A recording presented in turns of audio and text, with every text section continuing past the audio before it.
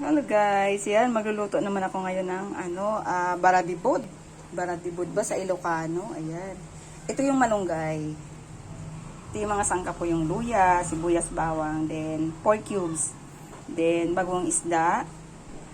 Tsaka itong kamote. Ayan, dinurog ko na yung kamote. Bali magigisa na ako ngayon ng bawang sibuyas. So guys, ang tawag dito sa Ilocano is baradibod. Ayan. Lagay ko na din guys ang luya. Ayan. Lagay ko na din ang kamote. Ayan.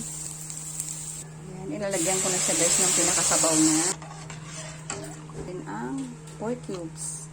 Ang bagong isda. Ayan yung pinakaalat niya. Pakuluin lang natin guys.